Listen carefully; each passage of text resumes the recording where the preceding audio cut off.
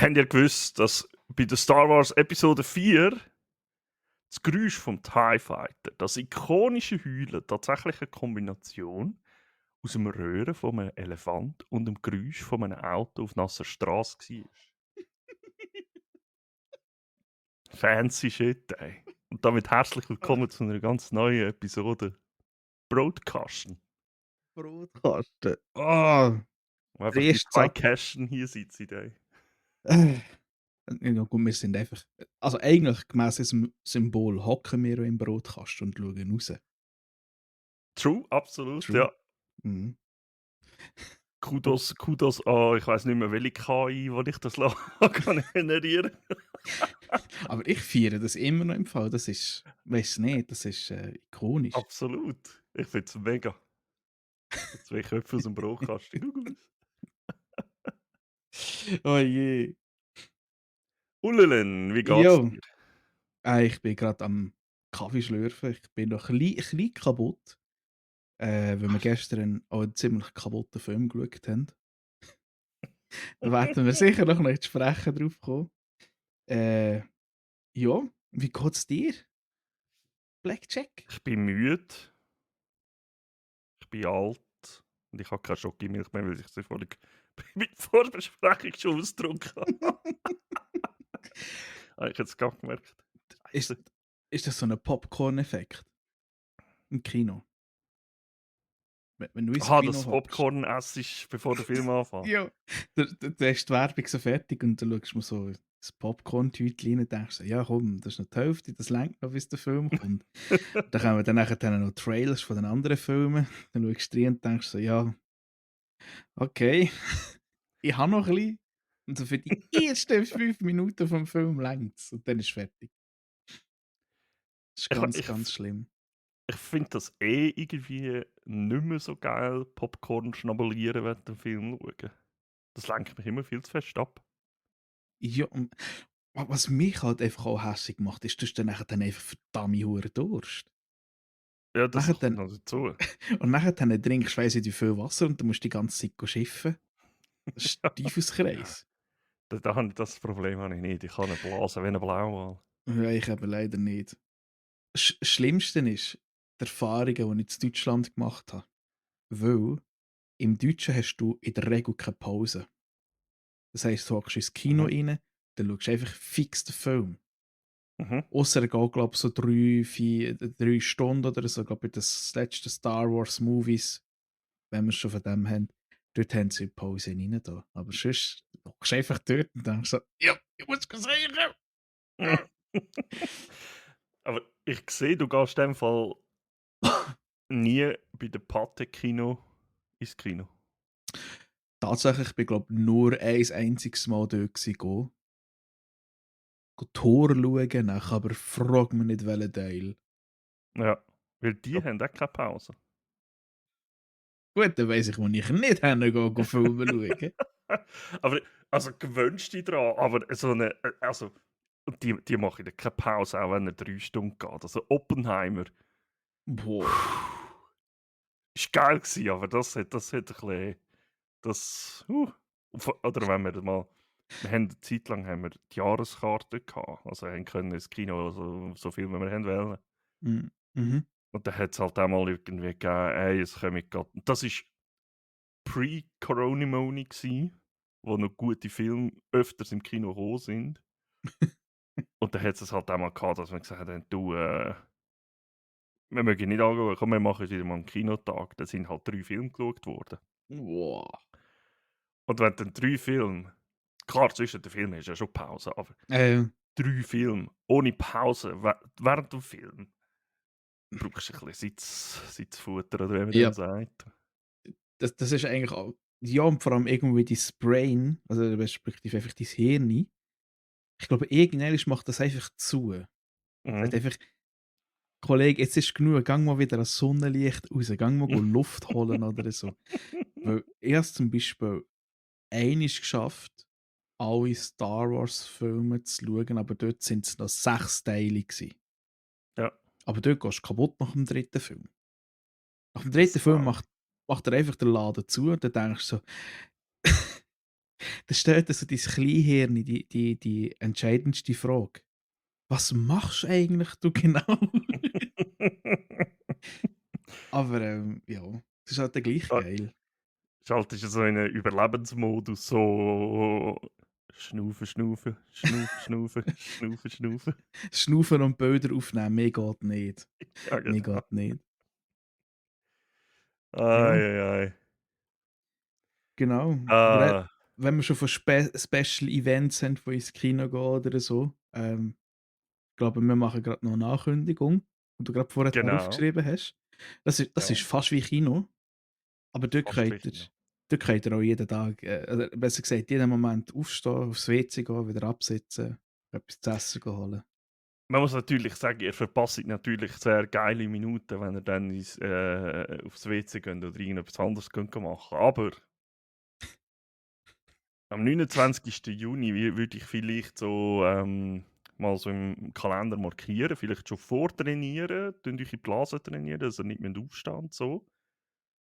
Mhm. Es gibt zum halbjährigen Jubiläum, kann man so gut sagen, machen wir nochmal einen Brunch-Podcast. Oh ja, So, oh so, ja. so wie es eigentlich angefangen hat. Ja, das wird also geil. Hoffentlich so gut wie der erste. Aber Ja, wenn wir schon sagen, dass ja, also wir sind schon nicht allein mit unseren Lümpen im Grind drin, aber, wir werden auch an dem ja, meine bösen Geister, die ich in meinem Kopf habe. Aber, am 29. werden wir, nicht allein hier hocken. hoffentlich. Ja, also wir haben Also, Gäste geplant. genau. So 1, 2 Genau. Leute, so Gleichgesinnte.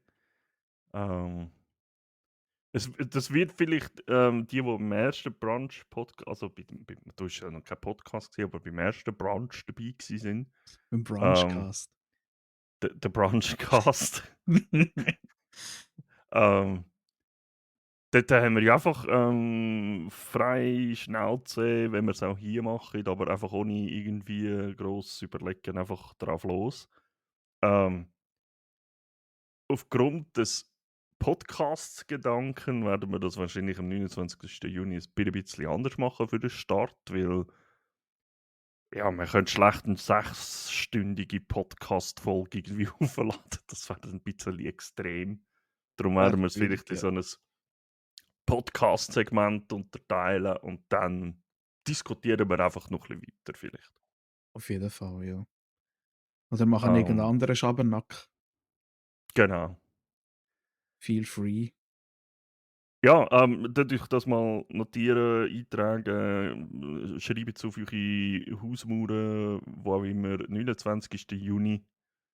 Genaue Infos, wenn, wie, wo, wie viel, wie lang, folgt noch. Das findet ihr auf unseren Social Media, Links und so. Ich habe es endlich mal Genau. geschafft. Also, wir haben es endlich wieder mal geschafft, die nicht am Schluss anzuteasern, sondern am Anfang. Ihr findet uns auf Instagram, Blackjack V8 oder, Ulenbullen92. Ja, irgend so 'n Schwede hat meinen Namen leider schon gebraucht.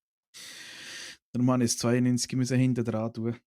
Dort findet ihr uns auch auf Twitch, auch mit dem gleichen Namen Blackjack V8 oder Ullen Bullen, aber ohne 92. Oder ihr macht es ganz einfach, ihr geht auf brotkasten.ch und scrollt Richtig, ganz runter. Dann kommen wir wieder genau, zu unseren Social Medias. Nebst genau, dem wir noch alle Plattformen, wo unser Podcast ein bisschen drauf ist, drauf haben, sind auch wir dort noch verlinkt. Genau. genau. Und Dort dort findet ihr findet ihr uns. dann alle Infos. Richtig. Ihr könnt uns auch dort gerne anschreiben, wenn ihr irgendwelche Filmvorschläge habt, die wir dann gekonnt Mhm. können ignorieren. Nein, Hallo? Machen wir natürlich nicht. Ja. Nein, wir haben glaube ich, schon eine kleine Community, hä? Mit unserem Brotkasten. Also ich komme bei fast jeder Folge schreibt mir irgendjemand, hey, coole Folge gewesen, hey, ja, das mache ich auch so, hey, ja, ich höre es so und so.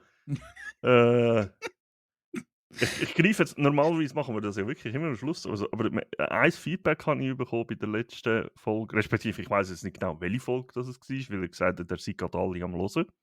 Ja.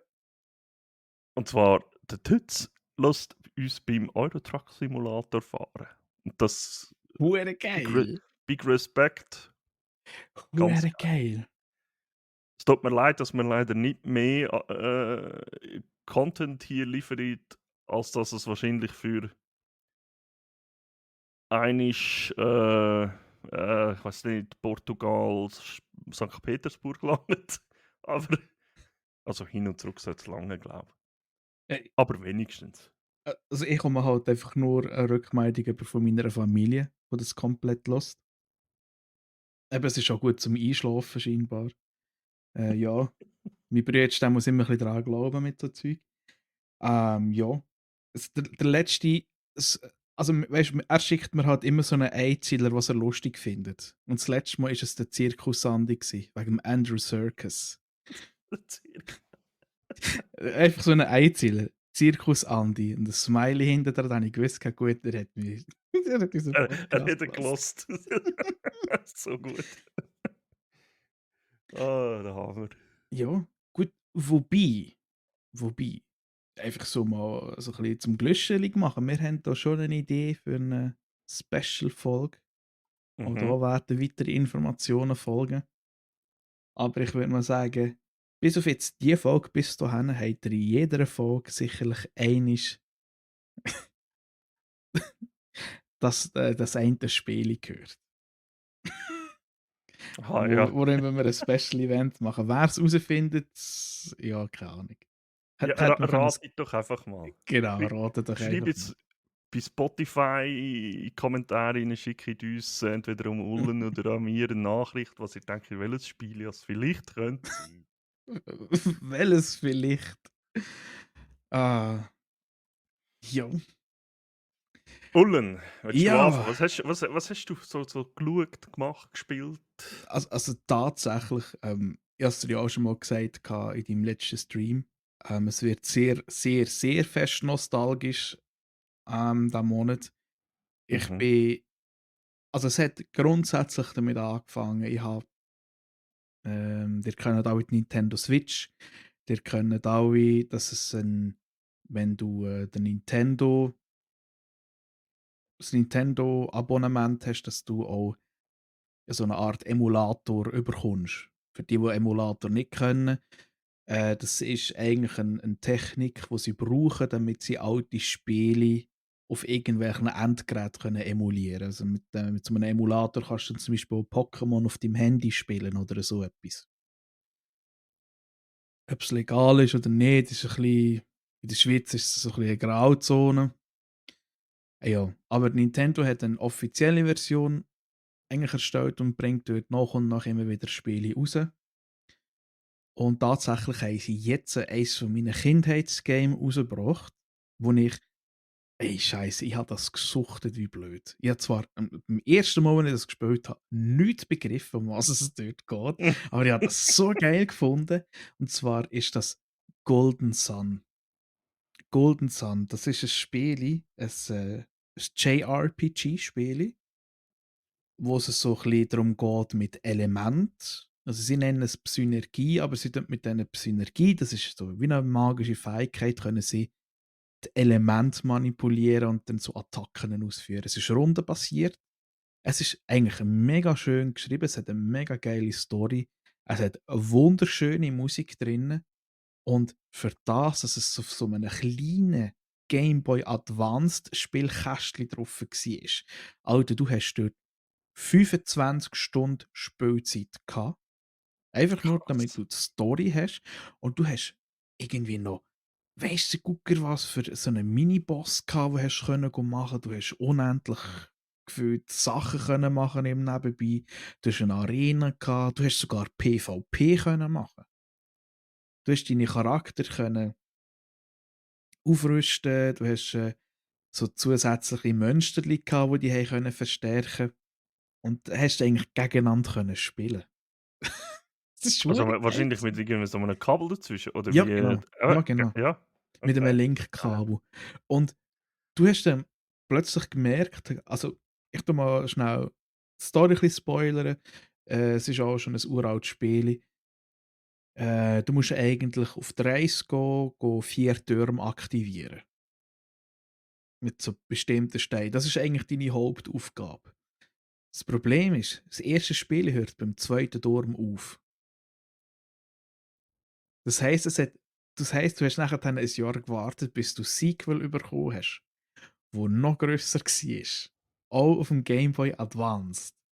Wo du nicht Wow. 4, sondern 8 Charaktere hast können haben. Noch mehr Monster, noch mehr Storys. Du hast nachher dann nicht mal eigentlich die alte Welt können bereisen. Es ist mega kaputt, eigentlich. Das nur auf so einem kleinen viereckigen Ding.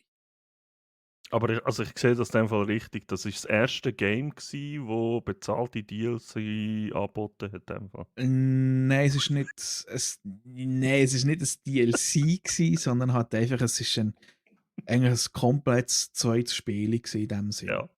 Nein, ich Ja. meine nur so die bekannte Praktik heutzutage, so von wegen: «Hey, ja, Ja. hier, bitte hast du ein Spiel, aber wenn du es fertig spielen willst, zahl bitte nochmal.» Nein, gut, das muss ich aber sagen. Der Kaffee kommt grad rauf. Entschuldigung. Hm, Es ist wirklich so gesehen, das ist, Teil 1 und Teil 2 gewesen. Also nicht ja, ja. irgendwie etwas, wo du nachher dann unbedingt hast müssen dazu kaufen. Mhm, mhm. Genau. Aber ich habe jetzt gerade mal schnell nachgeschaut. Ich sehe, das so, er hat tatsächlich ein bisschen Ähnlichkeit mit Final Fantasy oder so, habe ich das Gefühl. Tatsächlich ja. Tatsächlich es ist sehr, sehr stark orientiert an, Final Fantasy. Mhm, Ähm, du hast sogar, die kleinen Monsterli, die du kannst go sammeln, das sind sogenannte Djinns. Die können dich verstärken und wenn die nachher dann irgendwie eingesetzt hast, haben sie nachher dann einen speziellen Status bekommen. Da hast du nachher dann also wie Götter können beschwören. Also irgendwie so 'n mhm. huren Tor, der runterkommt, mit dem Hammer einfach alles zerpratscht und mega viel Damage rauslässt. Also es ist weil du hast ja das, glaube ich, im Final Fantasy ist ja das dann nachher dann noch oder hast du das schon vorher gehabt, dass du eigentlich so Spezialbeschwörungen hast können machen? Oder auch im 10 oder so. Kann ich nicht sagen, ich bin kein Final Fantasy Guy. Und da hätte ich jetzt wahrscheinlich wieder so viel, der hat nie Final Fantasy gespielt. Ja, ich habe richtige Games gespielt. Nein, das sage ich doch Es jetzt. schwierig. Also, Es tut mir leid. ich muss ehrlich gesagt sagen, ich habe Final Fantasy habe ich nur eins gespielt. Und das ist Schon, 'n MMORPG. Ich ja. habe zwar das 10 daheim, aber, das sind hure Zeitfresser, die Spiele. Ich weiß nicht, ich habe einfach nie irgendwie den Zugang gefunden zu diesen Games, darum habe ich die nie gespielt. Ja. Ich habe meine Games zu dieser Zeit, das sind Shooter gsi.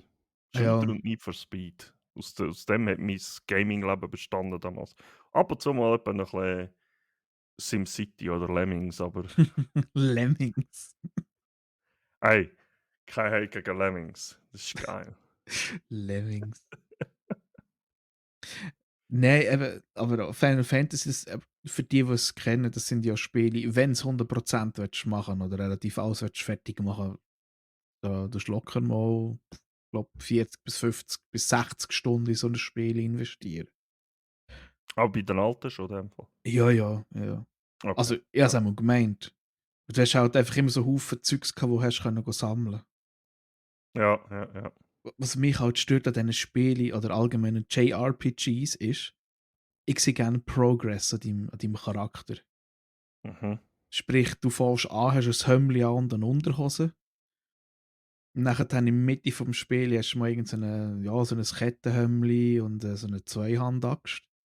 Und am Schluss, so Level 100, hast du dann nachher dann deine Titanpanzerrüstung mit, Alufolien eingewickelt, mit weiss doch auch nicht, mit leuchtenden Disco-Action.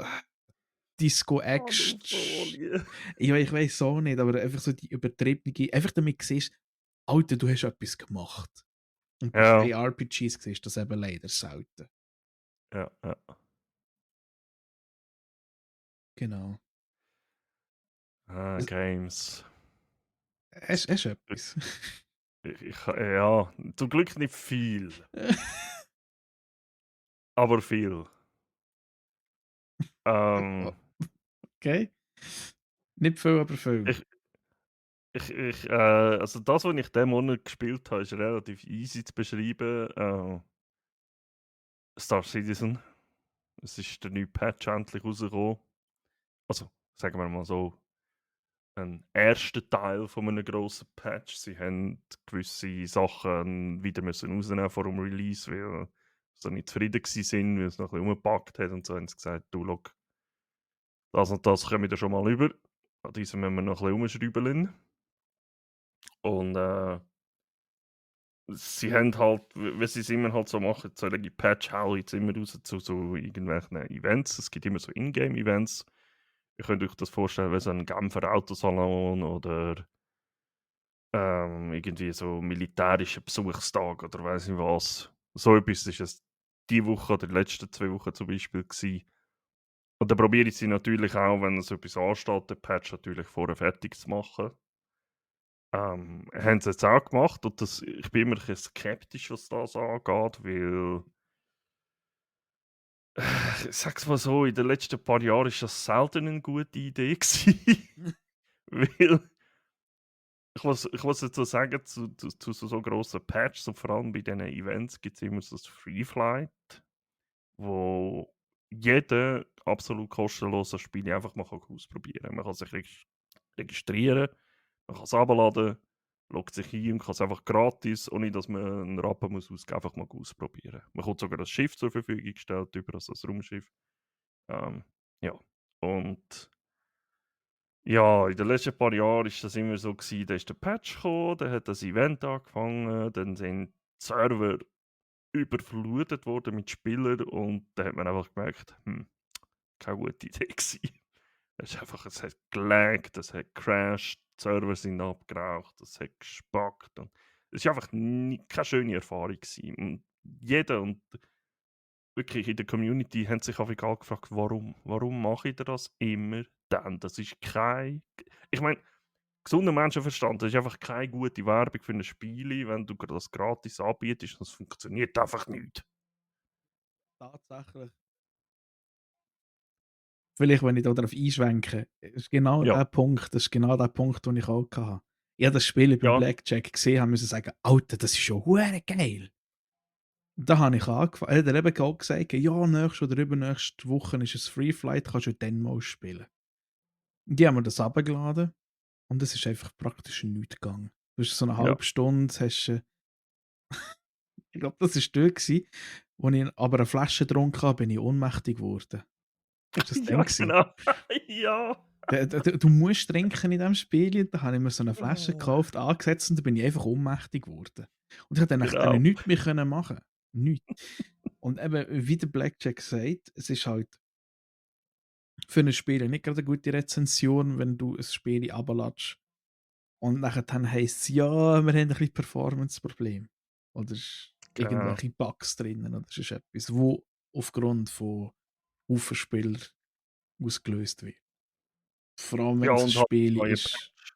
Ja, genau, ja. Ich meine, aber also das ist meistens der Grund. Es kann vorher tatsächlich sehr gut funktioniert haben. Der ganze Patch, der vorher war.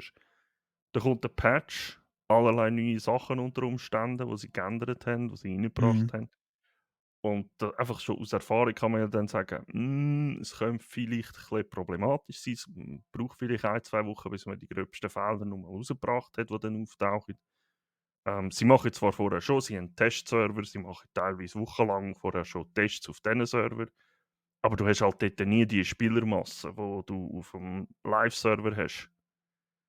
Und da kannst du halt nicht vorher wissen, wie sich das dann verhaltet. Was ich aber damit, auf was ich eigentlich raus will, ist, das Free Flight Event war der absolute Burner gewesen. Es hat ab und zu ein bisschen Bugs gehabt, aber nicht so, dass du nicht mehr wirklich hast können spielen. Also es war gute Performance gewesen. Oh ja. Ähm, Sie haben gewisse Sachen eingeführt, Upscaling, wenn man das etwas sagt, Deep Learned Super Sampling, glaubt, heißt zum Beispiel von Nvidia, DLSS oder FSR von AMD. Ähm, es ist viel flüssiger gelaufen, weniger Mini und Micro-Lags gehabt.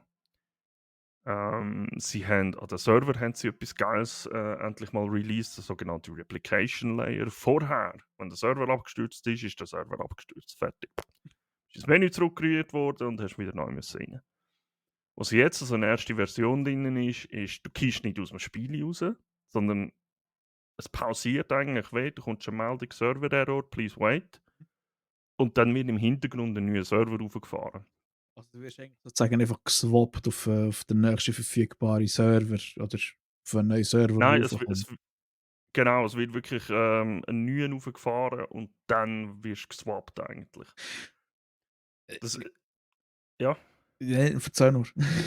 es ist halt, es ist halt die erste Version von dem, sprich, es ist halt wirklich, wie wenn du eigentlich aus dem Spiel gehst und ins Spiel reinkommst. Du verlierst Missionen, die du gehabt hast im Moment. Es lädt eigentlich wie alles neu. Das merkst du auch im Spiel dann. Aber das funktioniert. Eben. Das ist schon mal das Gute. Das ist schon mal ein Ausprobieren, weil wer in der Informatik ein bisschen tätig ist, der weiss, Try and Error gehört halt immer noch heutzutage dazu. Nicht zum Genau. herausfinden, wann stürzt es ab, sondern zum herausfinden, warum stürzt es ab, was können wir dagegen machen, oder? Ja, absolut. Tatsächlich muss ich auch sagen, Star Citizen, ja, am Anfang, es ist relativ schwierig für jemanden, der komplett neu ist, der jetzt nicht das Mhm. Glück hat, dass er so Experten oder Leute hat, die das jahrelang schon spielen hat. Du kommst rein und dann hast, also ich bin relativ überfordert gewesen. Ich finde, mit dem Update, das sie jetzt gemacht haben, es ist auch allgemein ein bisschen benutzerfreundlicher geworden. Ja, sie haben gewisse Sachen, also das Mobiglas, also das Ingame-Telefon, kannst du eigentlich sagen, so Ja. das Zukunftstelefon, das Smartphone, ich nenne es jetzt mal so. Das haben sie updated, ja. Ja, Ja. das ist fantastisch. Mhm. Und für die, die's wissen, es ist komplett auf Englisch, aber geht mal ein bisschen googlen, ihr findet, es gute Möglichkeit, das auf Deutsch umzustellen. Nicht alles, Das ist aber das. Das ist das. Ich habe gewusst, das kann man schon seit einigen Patches machen, dass sie die Möglichkeit eingebaut haben für mhm, andere Sprachen. Man findet es im Spiel nie. Es ist ein bisschen manueller Aufwand, den man muss betreiben muss, aber es funktioniert. Ich habe das jetzt bei dir gesehen, beim Decor gesehen. Ich bin völlig hin und weg. Ich spiele das Spiel seit 8 Jahren, glaube ich, so wirklich, oder 9. mhm, mhm. Immer auf Englisch. Ist es für mich nicht so ein Problem. Aber einfach das Game zu sehen und alles super schön übersetzt, jeder Text ist auf Deutsch. Es klingt mega simpel, aber ich bin hure geflasht gewesen. Ich dachte: «Alter, wie geil ist das denn?» Ja, also einfach für die zuhören, es ist nicht zu 100% alles übersetzt, Ja, aber ich würde sagen, für das, was ich jetzt gesehen habe, 95% ist locker übersetzt worden. also du kannst alles machen. Das, Ja, was nicht übersetzt ist, das ist unwichtig tatsächlich. Das ist genau. nice to have. Das sind Ja, irgendwelche Werbungen, wo Werbeanzeigen in-game oder so. Also ja, nicht Werbung für Sachen ausser dem Spiel, sondern für Sachen im Spiel, so kann genau. man sagen. Aber eben zum Beispiel wie sagst du dem, das Telefon, das, Ja, das Mobiglas heisst es das eigentlich. Mobiglas, dort ist alles auf Deutsch, also eben für solche, die so ein bisschen 'ne Schwäche haben. Ähm, Ich kann zwar Englisch, bin aber manchmal ganz froh, habe ich die deutsche Alternative, die ich auswählen kann, weil je nachdem, vor allem in so einem Spiel, wo der Wörter um die Ohren geschmettert werden oder vielleicht jetzt nicht gerade etwas sagen, wenn jetzt nicht irgendwie noch nebenbei dich für Raumfahrten oder so interessierst. Gefühlt, das ist nicht so schlimm. Aber das ist eigentlich eine sehr gute Alternative. Und so hat es mir nochmal ein bisschen mehr Spass gemacht, tatsächlich. Es ist einfach krass, wie viel Leistung das es braucht von deinem Gerät. Ja, es ist unglaublich. Also, aber ich bin heute noch nicht sicher, ob das nicht, 'n Grund war, warum meine Kiste erst zweimal während des Streams abgeraucht ist. Ja. Ähm, man muss halt tatsächlich immer im Hinterkopf behalten, das Spiel ist in Entwicklung, das merkt man auch. Mhm. Ähm, jetzt gerade der aktuelle Patch so hoch, wenn ich jetzt gerade gelobt habe, man merkt an vielen Sachen im Moment, dass es ein kleiner Mischmasch ist, weil sie halt gewisse Sachen aus dem Patch rausgenommen haben vor dem Release, weil sie noch nicht fertig respektive nicht zufrieden gewesen sind, Mhm. wenn es im Moment drinnen ist. Das merkst du in-game. Du siehst neuerdings überall Terminals rumstehen, also so Computerbildschirme, wo einfach drauf steht, funktioniert nicht. Das Ja, haben sie halt müssen machen, weil das alles schon drin war für etwas, was eigentlich auch noch für einen Patch gedacht war.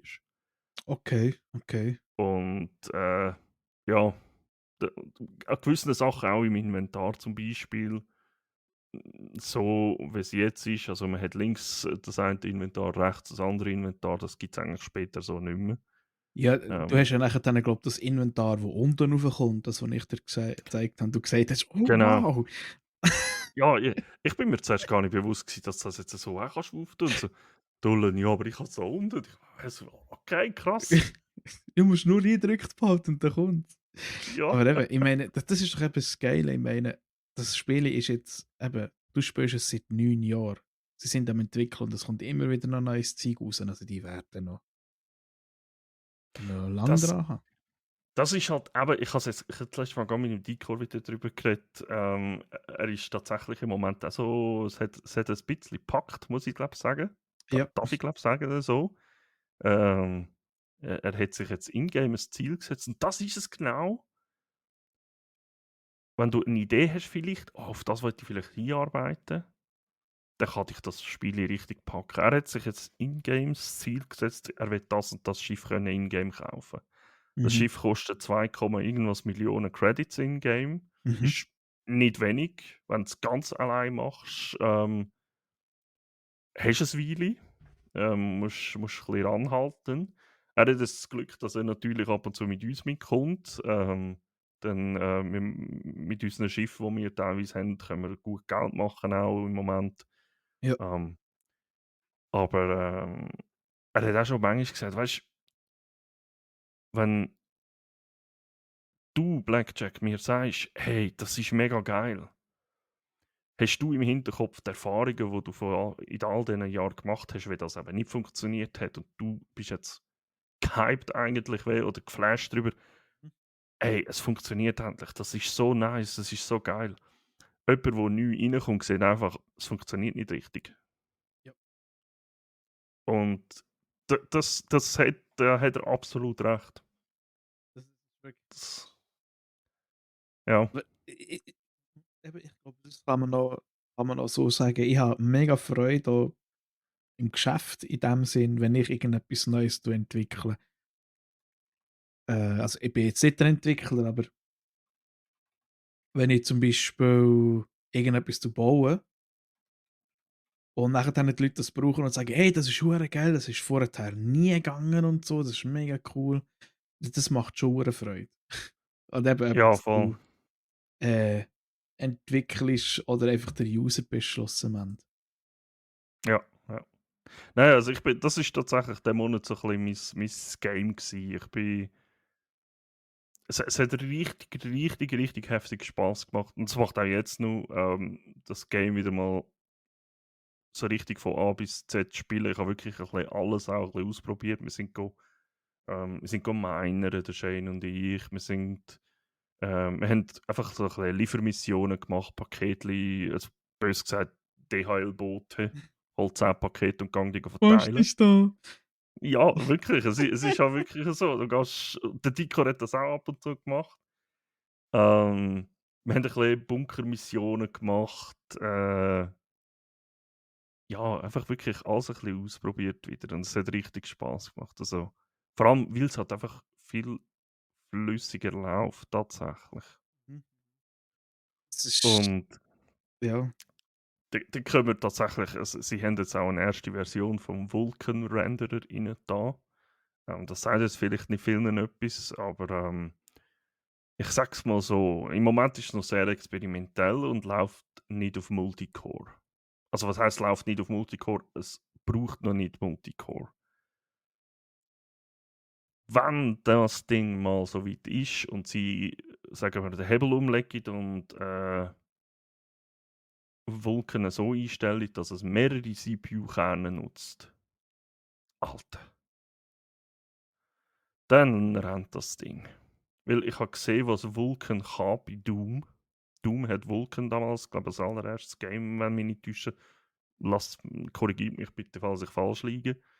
Ähm, hat das drin gehabt und ich hatte damals eine Grafikkarte gehabt, die ist ein bisschen in die Jahre gekommen gewesen, Affig. Aber holy crap ist das Game gerannt. Also FPS alle gehabt, also es ist keins verloren gehabt, irgendwo. Das ist richtig geil gewesen. Also, als ich dann gesehen habe, was Vulkan kann, habe ich gedacht, fuck, warum nutze ich das nicht mehr? Und sobald das mal kommt, dann freue ich mich drauf. Auch die nicht ganz so leistungsstarke Kisten haben, das wird wahrscheinlich einiges bringen dann. Ja, ich hoffe es. Also nicht, dass mein PC das jetzt nicht mögt, aber wenn ich so die Auslastung von meinem Ja, Memory anschaue, wenn ich Star Citizen spiele, also mein PC ist einfach, it is full, it is full. RAM ist, also ich habe gerade das letzte Mal ein altes Video gesehen, wirklich alt. Und habe dort zufällig auch die Ingame Zahlen eingeschaltet gehabt. Man kann es mit einem Befehl einstellen, dass das anzeigt, wie viel RAM und so, wie es gerade läuft und so. Dann habe ich dann gesehen und dachte, schon lange her, wo wir maximal 16 Giga gebraucht haben. Also, wohlverstanden, maximal 16 Giga. Ich hatte irgendein Working Set von 8 Giga RAM gehabt, wo das Spiel benutzt hat. Ja, So zum Vergleich. Ich habe das letzte Mal, als ich gezockt habe, hat er mir angezeigt, du bist bei 36 Giga Auslastung von der RAM, gell? Ja, okay. ja, bei mir ist es eben so gewesen, so, what the fuck, 27 Gigabyte Memory. Und ich so, okay. Vielleicht muss ich neue Es ist Regeln kaufen. schon nicht ohne. Ja. Aber ich will noch schnell auf etwas anderes. Ich bin fast ein bisschen hibbelig. Weil ich habe gesagt, ich habe es aufgeschrieben, ich habe es nicht vergessen. Ich hätte fast gesagt, ich habe es vergessen.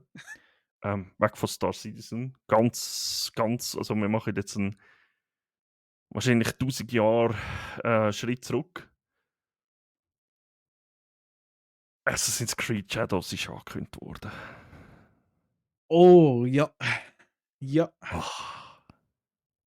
Ich bin da gehockt, ich habe gehört, morgen ist, also am anderen Tag ist die Ankündigung und ich so, shit, ich kann das im Stream bringen und jetzt, nein, fuck, nein. Und es sind glaube ich, die schlimmsten knapp 24 Stunden gewesen in letzter Zeit, weil ich einfach gesagt ich schaue den Trailer nicht, ich schaue den im Stream, ich will den im Stream schauen. Ich schaue mir nichts an dazu und überall, du hast nicht können Twitch auftun, du hast nicht können Ja. Instagram auftun, überall. Und dann haben mir die Leute angefangen zu schreiben, hey, hast du gesehen, das neue Assassin's Creed? Und ich hab Fresse, bist ruhig, Das ist ich will hure nichts übel, hören. also Scheiß. Vor allem eben, da darfst du nie auf Social Media gehen, so Twitter, Nein, Mindgag, das ist einfach alles nein. voll. Der Shane hat mir auch geschrieben, hey, bist du am Schauen? Dann habe ich gesagt, hey, ich schalte jetzt mein Handy, aber ich schaue heute nicht mehr, ich schaue bis morgen Abend nicht mehr auf Instagram. Ey, Aber, es war schlimm gewesen. aber gell, das spielt jetzt im alten Japan, oder? Im feudalen Japan, Im ja. feudalen, okay, Entschuldigung. Genau. Was ja eigentlich gut wird passen auf die Serie Shogun, ist es korrekt? Passt das? Tatsächlich, ja, ich glaube, ich weiß jetzt nicht ganz genau von den Jahreszahlen, aber es ist so, glaube ich, um den Dreh herum, ja. Ich bin mir Richtig. so am überlegen, ob ich mir wieder mal ein Assassin's Creed so holen. Ich bin Ich halt einfach habe, immer noch geprägt vom Valhalla. ja, es ist Geschmackssache. Ich Ja. habe mal Valhalla gefeiert. Das ist meiner Meinung nach eines der geilsten Assassin's Creed gewesen. Einfach, die nordische Mythologie, Ja. ähm, einfach das Ganze drum und dran. Klar, es ist hure gross. Ich habe es auch ein bisschen, es hat ruhig ein bisschen kleiner dürfen sein. Ja. Auch vom Umfang. Ich habe 200 Stunden verbracht. Klar, ich bin jetzt nicht der Progress-Spieler oder so, der da durchrusht, aber ich habe 200 fucking Stunden in dem Spiel verbracht, habe es aber auf 100% abgeschlossen. Das war so mein Ziel gewesen. Bra, okay. Aber eben, das ist das, was ich mittlerweile habe. ich kann mich sehr gut darauf fokussieren, einen Progress zu haben, aber irgendwie so nach, ja, was soll ich sagen, so nach 6 oder 80 Stunden muss ich mir dann irgendwann sagen: «Hey, ich hätte es jetzt gerne mal fertig.» Mhm.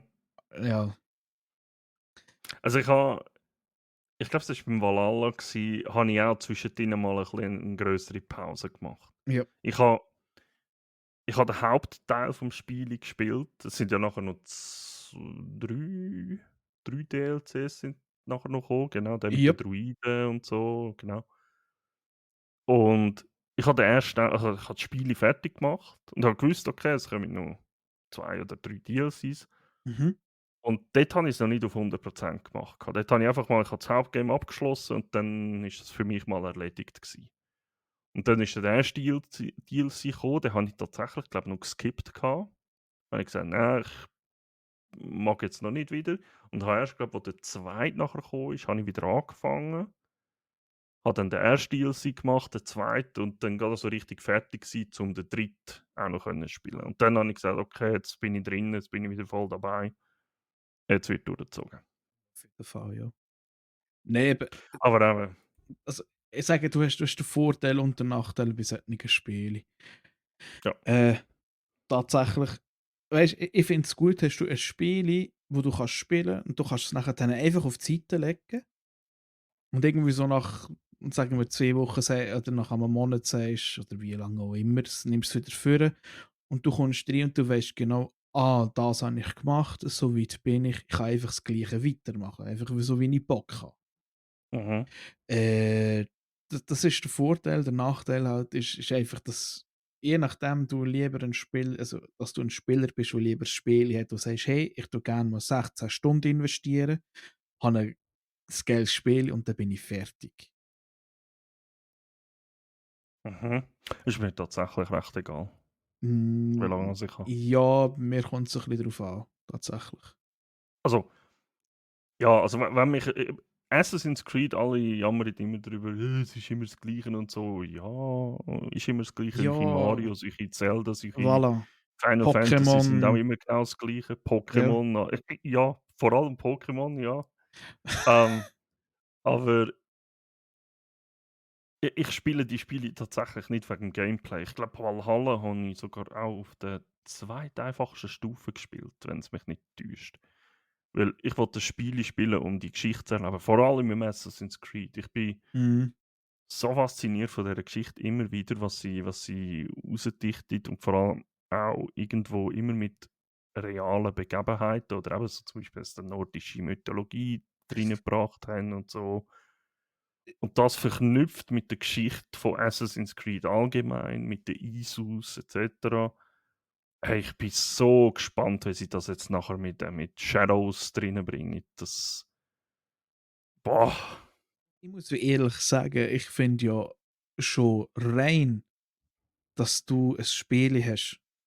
Welches ist das gewesen? Das Unity oder weiß nicht welches, wo Notre Dame brennt hat, dass sie Mhm, aufgrund von dem Spiel, weil das Spiel so genaue Informationen über die Notre Dame hat, dass sie aufgrund von dem Spiel Notre Dame wieder haben können zu 100% wiederherstellen.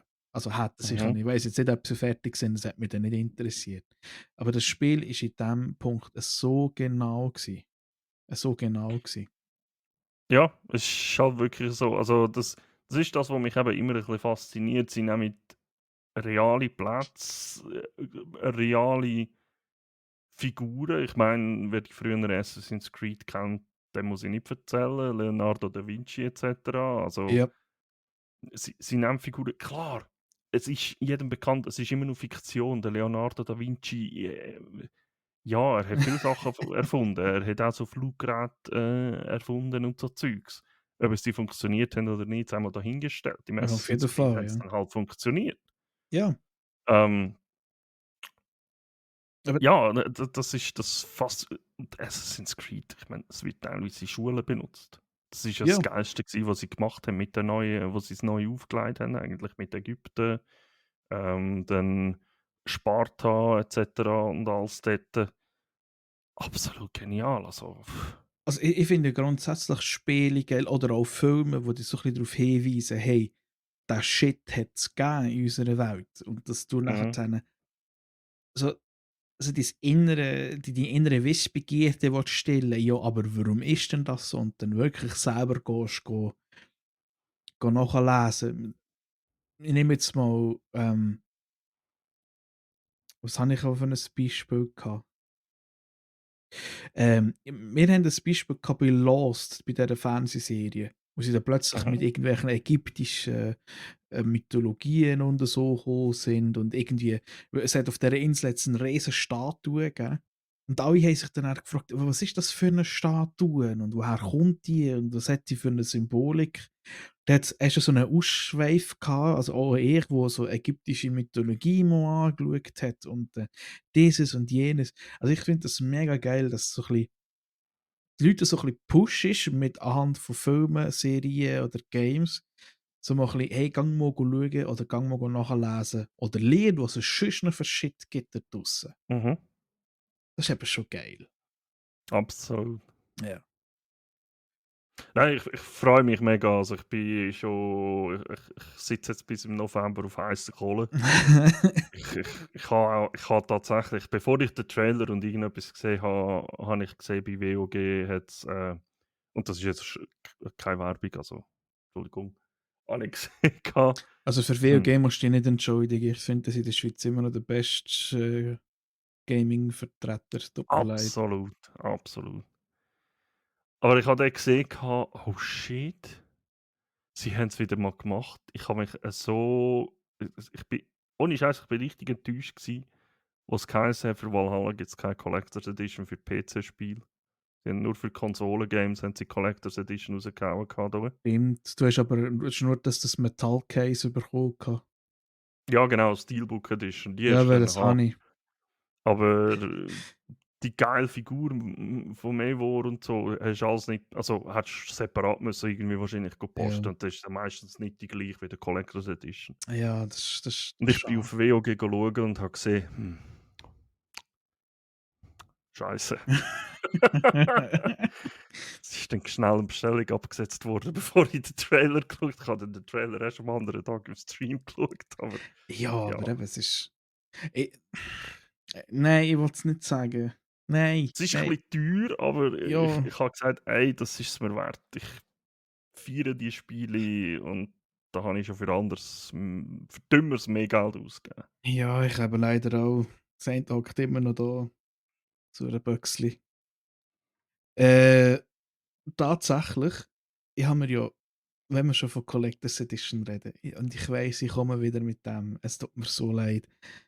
Starfield habe ich mir ja gekauft gehabt, Collectors Edition. Mhm. Also, das ist nicht das, warum es mir leid tut. Eigentlich hätte ich mir 'ne andere Collectors Edition holen, aber Aber die gibt's nicht in der Schweiz. die hast du in der Schweiz nicht bekommen. Und zwar ist das Ich von hätte fucking Baldur's Gate 3 gsi, Mann. mir hat einer geschrieben: «Hey, schau, ich habe mir sie bestellt. Wenn du auch eine willst, ich bestelle dir auch noch eine.» Ja. Einer aus dem Deutschen. Dann habe ich gesagt: «Hey, merci fürs Angebot, ich überlege mir's mal.» Aber ich habe es nachher nicht gemacht, weil es ist mir Ja. einfach, ich weiß nicht. Es ist nicht wegen der Person gewesen, wo mir das geschrieben hat. Absolut nicht. Ich weiss, er wird den Podcast auch nicht hören, aber ich danke dir fürs Angebot auch jetzt nochmal. Ja, Schweizerdeutsch, Deutsch ist halt so, ja. Deutsch. Anyway, aber ja, ich habe mir's auch überlegt gehabt. Ja, Ich hätte es ich dir auch eben auch. geholt gehabt, aber Ja, da wären wir bei dem nächsten Nostalgietrip. Wir haben Baldur's Gate endlich fertig gespielt gehabt, der Kollege und ich. Nach mhm. 110 Stunden oder so haben wir's durch gehabt. Das ist krass, ey. Und wir sind nachher hingehockt. Und Also, jetzt? das Geilste war ja gewesen, wir hätten den Endboss, also ich erzähle nicht, was es ist, aber wir hätten den Endboss ja gehabt. Wir haben 'ne zusätzliche Session müssen einlegen, wo er die glorreiche Idee gehabt: «Hey, schau, ich habe 'ne Bombe.» Hat die geschmissen und hat einfach das ganze Team kaputt gemacht. I love it. Und ich so: «Okay, gut, easy.» 4 Stunden einfach für nichts gefühlt. So geil. Aber eben, wo Oh. wir fertig sind, wir sind wirklich da gehockt und haben gedacht, Scheiße, was machen wir jetzt? Mhm. Weil, eben, wir haben jetzt erst noch Warhammer Rogue Trade anfangen. Mega interessantes Konzept, aber für Coop relativ schwierig oder nicht so geil, weil du kannst nur einen Charakter erstellen und die Leute, die du dann einladest, müssen vordefinierte Charakter spielen. Ah, okay, ja. Ja. Das heisst, du hast einfach einen Main-Char und der Rest sind halt so vordefinierte, die du nicht gross kannst beeinflussen oder so.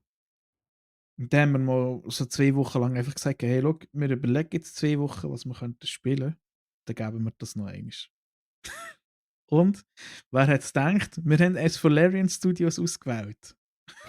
Wir haben einfach gesagt, ich habe einfach mal die Idee gebracht, hey, weißt du was, komm, wir spielen mal Divinity Original Sins 1 nochmal. Ja, Und wir haben letzten Mittwoch angefangen, hey, wir haben verdammt den Applaus dran. Obwohl das so ein okay. altes Game ist, es ist so gut. Also für die Turn-Based Games gerne haben mit Rollenspielen und Textsequenzen, give it a try. Wirklich. Es ist mega gut. Es ist mega gut. Es ist zwar ein bisschen komplizierter, aber es ist mega gut. Es ist wahrscheinlich einfach, es ist eigentlich ja ein Stück weit Baldur's Gate einfach in alt. Jein. Es hat ein komplett eigenes Regelwerk. Das ist Ah, nicht okay. auf D&D aufgebaut. Du Mhm. hast zum Beispiel nicht eine Bonusaktion, eine Aktion und du kannst laufen, sondern du hast allgemeine Aktionspunkte.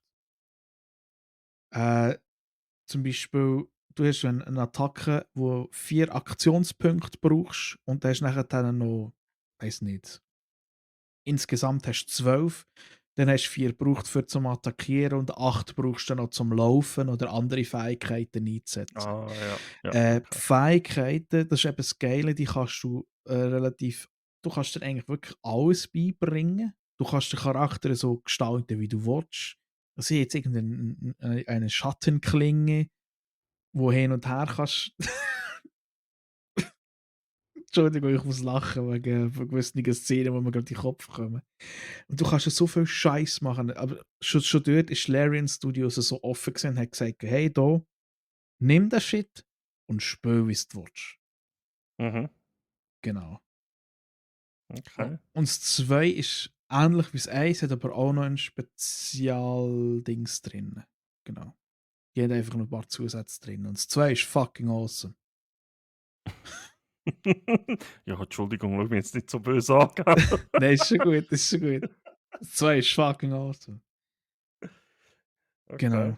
Ja, vielleicht schaue ich mir. Ich habe mir die auch angeschaut, nachdem wir mit Baldur's Gate durch sind in der Gruppe, aber Mhm.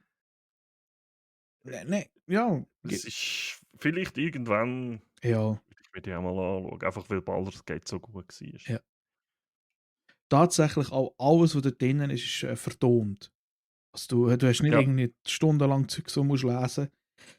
Das wäre etwas gewesen, was wir bei Rogue Trade hätten müssen machen. Da hast du nachher dann solche Texte, die du musst lesen. Text, Ja, ja. also solche, tut mir leid für die es jetzt nicht gerade gesehen haben, weil es ist ja ein Podcast, ihr hört es ja nur.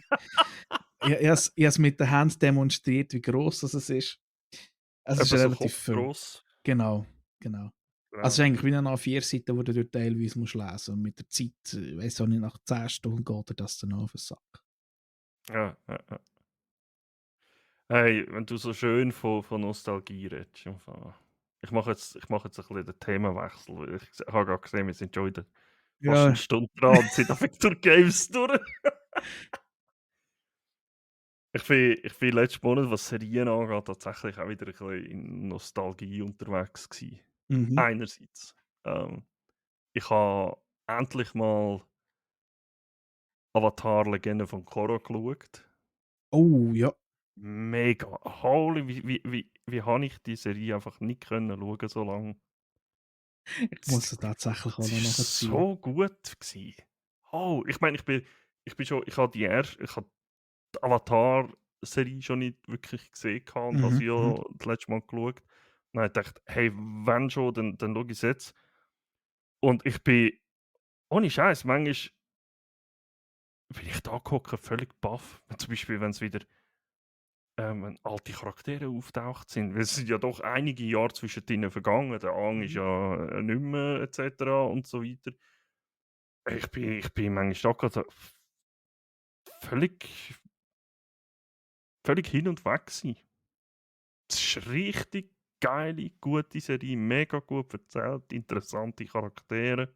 Und ich glaube, es ist manchmal relativ hässlich. Es ist, glaube manchmal sogar noch relativ hässlich, oder nicht? Hässlich im Sinn von. Also zum Beispiel Bloodbending. Ah, Alter, ich bin der Co. Ich kann nicht mehr können. Normalerweise liege ich manchmal im Serien schauen. Ich kann nicht mehr können liegen. Ich bin aufgehockt. So gespannt gewesen, dass hast du aufstehen gehen absitzen, oder wie? Ich meine, man hat ja keine. Ich meine, Katara hat ja Bloodbending schon gelernt gehabt in der ersten Serie. Ja, Aber das sind ja sehr wenige und nur während dem roten Mond haben sie das können machen. Da kommt einfach der andere und macht einfach so, du hier. Ja, okay. take it. Holy shit. Ja, Es, es ist wirklich, also es ist teilweise hässlich, ja. Es ja, ist für, für, nicht das, ohne. für das, was man immer gesagt hat, das sind Kinderserien oder so. Ja, aber das ist im ersten Teil schon. Ich meine, wie einerseits die Szenen teilweise, aber auch wie deep die Serie eigentlich ist. Ja, Wie tief die einen Charakter gehen und so. Als Kind kannst du, als Jugendlicher vielleicht je nachdem, aber als Kind kannst du es nicht. Keine nein, da Chance, das hast zu du keine verstehen. Chance, nein. Ja, und nachdem, ich habe es richtig schade gefunden ums Ende. Ähm, Ich muss sagen, nachdem ich jetzt die 2 Serien geschaut habe, ich würde mir mega wünschen, dass es irgendwie in einer Art und Weise weitergeht. Weil die Welt und so, was sie dort aufgebaut haben, die ganze Geschichte um die Welt, das ist so, also ich habe das mega interessant gefunden. Ich bin richtig dabei gewesen. Aber kommt dort im Legend of Korra kommt dort die Vorgeschichte, wie sie zuerst das Element bändigt haben, kommt die dort auch vor? Also du meinst den ersten Avatar, wie Ja. der erste Avatar? Ja, das wird dort Ah, erzählt. das ist dort, okay. Ja, genau. Das ist auch mega geil gewesen. Ich finde die Geschichte mega geil. Das ist richtig krass gewesen. Vor allem, aber nachher auch, wie sie halt eigentlich. Und ja, das ist jetzt kein Spoiler. Ich meine, jetzt Command, die Serie gibt es jetzt schon ein paar Jahre. Wie sie die Kräfte eigentlich verloren hat und die wieder gefunden hat, auch mit der Geisterwelt und Ja. so. Ist richtig krass, richtig insane. Das mega gut gefunden. Sch- Ja, und nachher ist meine nostalgische Reise weitergegangen. Oh je. Ähm, Da habe ich die Staffel 3 von Star Trek Deep Space Nine fertig geschaut. Dann, ich mache es jetzt den Teil ein bisschen schnell durchlaufen. Dann habe ich habe so mittlerweile so einen Spleen bei Sachen, bei alten Sachen, die schon lange fertig sind, wo viel rum ist, probiere ich es chronologisch richtig zu schauen. Ja, Für die, die es nach nicht Staffel gesehen haben, die 3 hat die habe Augen ich, verdreht. ja genau, habe ich nachgeschaut. Dann ist gekommen, ja, Star Trek Voyager. Dann habe ich gesagt, okay, habe ich Voyager geholt. Staffel 1 geschaut und ich muss sagen, ich habe Voyager immer so ein bisschen als, ja, das ist jetzt auch noch, das gibt es ja auch noch, aber das ist mega interessant. Ich habe die Geschichte von Voyager nie richtig gekannt, aber ich habe es mega interessant gefunden, warum sie überhaupt die Serie gemacht haben, dass auch die Voyager eigentlich äh, ja, verschollen ist. Also, sie ist ja, ist das Wurmloch gewesen? Ich weiß es gar nicht mehr. Irgendwie mega, mega weit, irgendwie 70.000 Lichtjahre weggeschleudert worden, kannst du böse sagen. Ja. Jetzt probiere ich sie wieder einen Weg heimzufinden, vielleicht auch schneller und so. Und Schneller als durch mega, ein mega Wurmloch. richtig. Hä? Schneller als durch ein Wurmloch. Ja, Fotos gemacht? sie können nicht einfach wieder, aber es ist nicht einfach 'n Wurmloch gsi, wo sie durchgeflogen sind. Sie sind Okay, irgendwie durch irgendeinen Riss, glaube oder irgendetwas sind sie mega weit weg gelandet nachher durch und einen müssen jetzt eigentlich Mengenschwang. wieder müssen jetzt wieder zurückfinden. Und dann habe ich die durchgeschaut und dann, ich mache nicht gern Name Calling, aber ich sage es jetzt, wie's ist, sorry, der Troy ist schuld. Habe ich I know sch it. spät einst an einem Samstagabend wohlverstanden, habe ich nachher müssen Stargate, den ersten Film schauen, weil der Aha, Troy du redest von dem.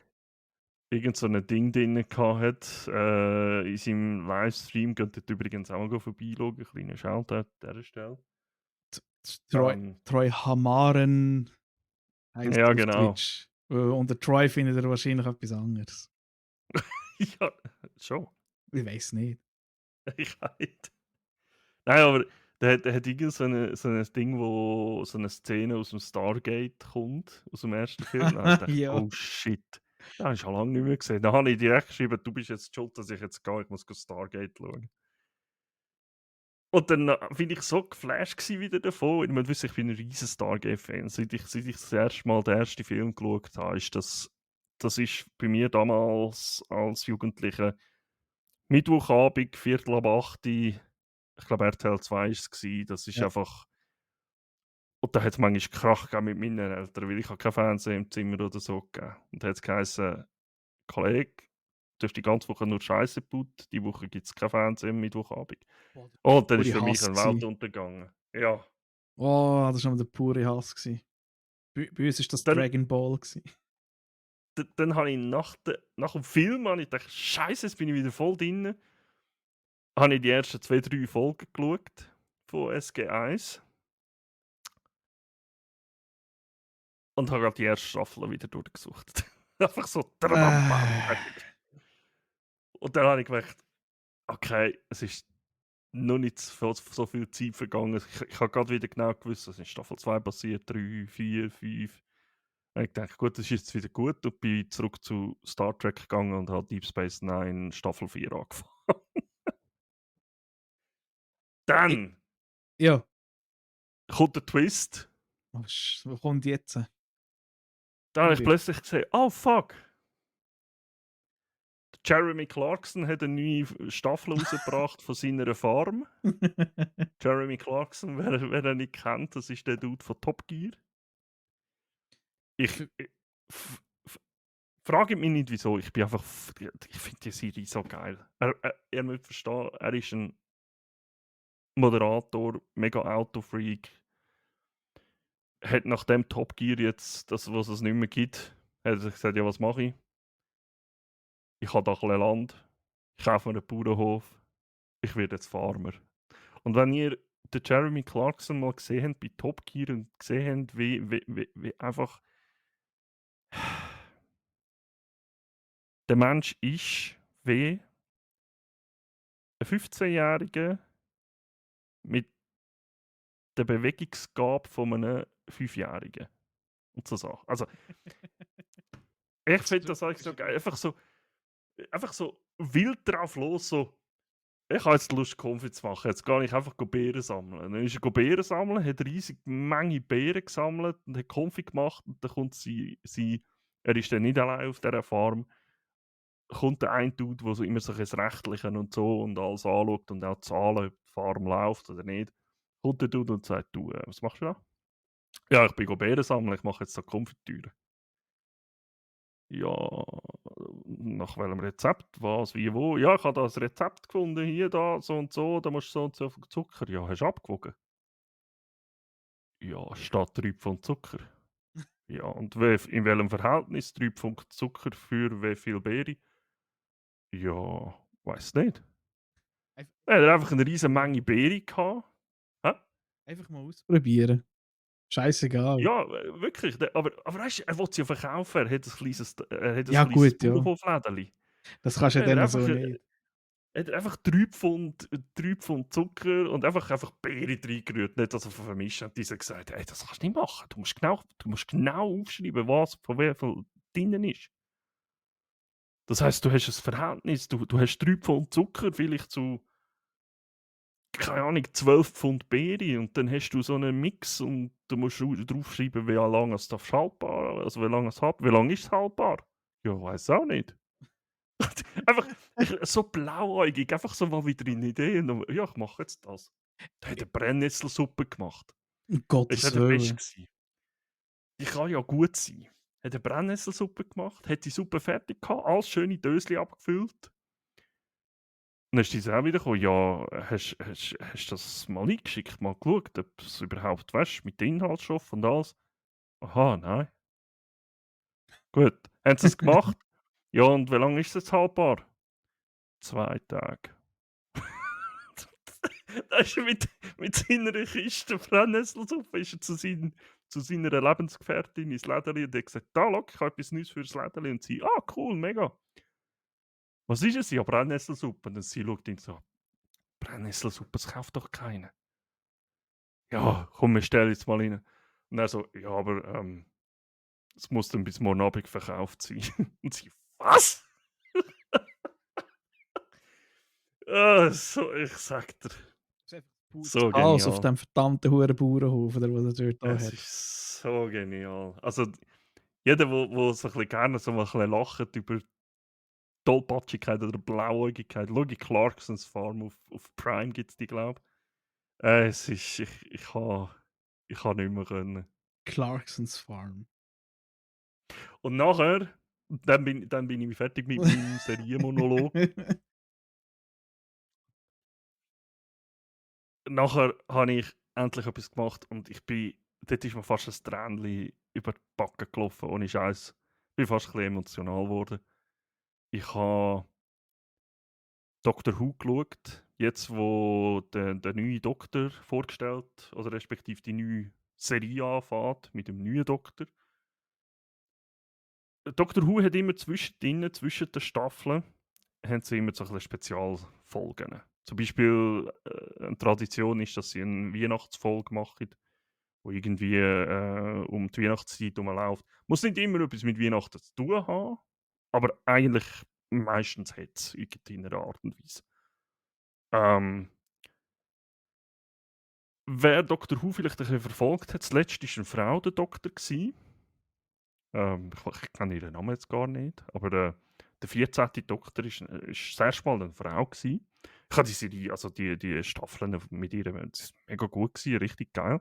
Der hat, glaube ich, recht gute Resonanzen Hä? bekommen. Es hat recht gute Resonanzen bekommen, die Folgen. Ja, Hey, was ist voll, mit dem ja. Mikrofon, Mann?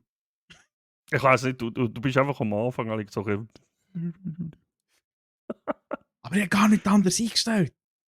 Ich weiß es nicht. Nein, und die erste Folge, also es ist so 60-Jahre-Special mit 3 Folgen gewesen, wo sie auch gerade dafür genutzt haben, den neuen Doktor vorzustellen dann.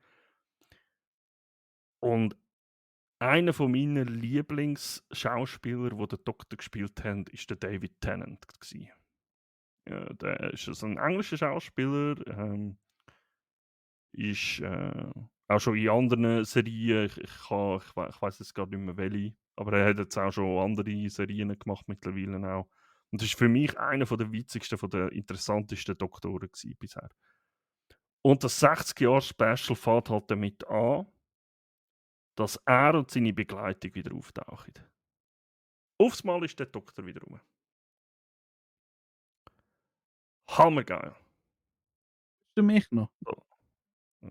Ja, jetzt Noch habe ich nur noch schlechter. mich noch gehört. Ja. Okay. Und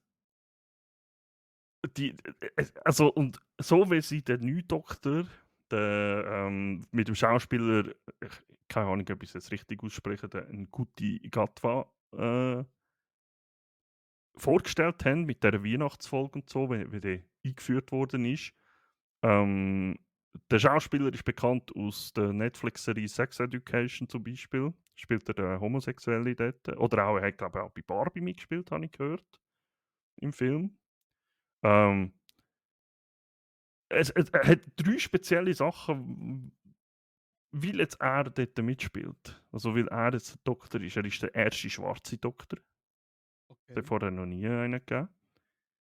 Er ist der erste schottische Doktor und er ist auch Scottish. das allererste Mal ein nicht-britischer Doktor. Stimmt, Sonst er sind war ja es schon immer immer der Brite Engländer gewesen. gewesen. Ja. Ja, ist halt auch eine englische Serie und er ist immer ein englischer Doktor gewesen. Und jetzt ist er das erste Mal ein schottischer, also ein nicht-englischer. Und ich habe es mega, also wo mir ein bisschen das Tränchen fast überpackt, also wenn ich fast ein bisschen emotional geworden ist, wenn sie den David Tennant eigentlich seinen Doktor verabschiedet haben nachher. Das war mega schön gewesen. Also es ist nicht so, ich will jetzt nicht vorgreifen oder so, er stirbt nicht, aber einfach so, wer die Staffeln gesehen hat mit ihm, mit dem David Tennant und weiß, um was es dort gegangen ist, also persönlich vom Doktor so gesehen, nicht nur um die ganze Geschichte drumherum.